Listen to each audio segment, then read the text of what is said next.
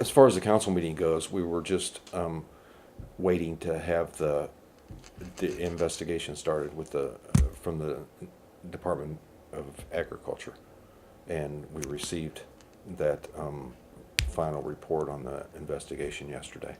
We've done a complete remodel of the animal facility, and it should be done by Friday or Saturday, and it looks fantastic. And the Department of Agriculture is very, very pleased with the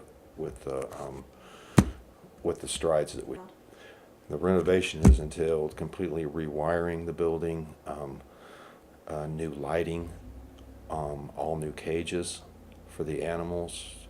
The floor has been painted with the anti-slip type of substance that needed to be put in. We're also, this week, we're starting on extending the runs from 10 feet to 20 feet behind the building, where the dogs can be let out, and they have that 20-foot run to exercise and so forth in. We've set up a workshop for the council for next Tuesday night to discuss the animal shelter and placing the policies in place. It's a municipal dog shelter or animal shelter, and we're going to follow what the Department of Agriculture tells us to follow by their guidelines. What are some of the policies that might be put into place that are going to be discussed at council? Hours of the shelter, so people have access to it, and the whole policy as far as the ordinance is that the shelters operated under. There was a November investigation that the Department of Agriculture looked into, and there found no evidence that the two dogs mating were forcibly separated. Now, the January investigation had to do with a complaint that was filed that two police officers brutally beat two animals, which was put on Facebook and social media, and I've received nearly 400 hateful emails and threatening emails to our police department. And the conclusion from the investigation of that part on the beating of the animals was the Department of Agriculture said that was just absolute fabrication. It did not happen. We're still looking into the statements that some of the individuals made, and we're gonna go from there.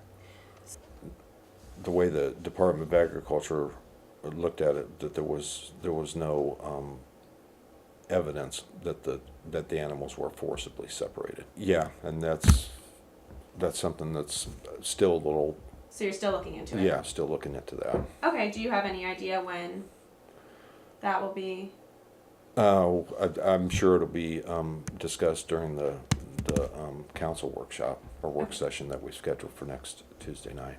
Okay, the other thing that the investigation said, there were a couple inspection violations. Mm-hmm. How are you going to address those? Those have already been addressed. So those were taken care of in the renovations? All the violations that the Department of Agriculture has cited has been corrected. So do you believe that there was any wrongdoing on the part of any of the police officers involved in? No, absolutely not. There wasn't any beatings. It was a complete fabrication on social media that the two officers beat these two animals. It just didn't happen. So in your opinion, what do you think did cause the injury? The mating. Mm-hmm. We really haven't come to the conclusion. We're just going by the Department of Agriculture's investigation, and they said there wasn't, through their interviews, they didn't obtain any information saying that the dogs were forcibly separated. Okay. I guess where I'm a little confused is that there clearly was an injury. Right. And when I read through the investigation, it seemed like it was pretty solid that they knew where that came from, but they weren't sure if shelter employees did it. Right. So my question is, what are you doing to look into that? We're gonna look into the fact to make sure that they weren't forcibly separated. Okay, so We are gonna look into that. okay, who is going to look into that? Myself and city staff, as far as the reading over the statements that was given to the Department of Agriculture. And then the having to do with the next step would be what? Re-interviewing people? What would be the next step? I think re-interviewing some of the city staff and individuals that was interviewed by the Department of Agriculture. And are you, as of right now, there's no one is being penalized for anything? That's correct? No, not yet. Should you find that someone did, are you going to take appropriate action and instill consequences on them? Absolutely. Absolutely. Okay, so then just kind of to sum it up, again at the council meeting, at least what I took away from it, a lot of people were offering their help. A lot of people wanted to help, volunteer, make sure that this was going to get done. Have you seen that kind of support? Have people actually acted on that? No. We've got we have no animals at the shelter at present time. Our license through the state ran out January 31st. It wasn't our license wasn't pulled. That was just the date that the license needed to be renewed. Probably the middle of next week, we'll probably have the Department of Agriculture come back out and inspect it and issue our new license to us. But in terms of these, like there are representatives from tons of shelters there offering help, saying we will come in, we will volunteer our time. Have you seen any of that? No, I haven't, because the animals that we had out there are being housed at the veterinary office.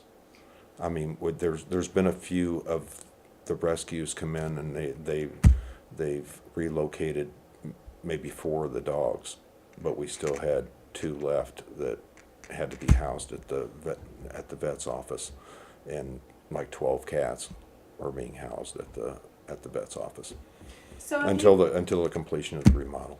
Okay, so if you could just kind of give one message to the public about this investigation, about your conclusions of the investigation, about the Department of Agriculture's conclusions, what would that be?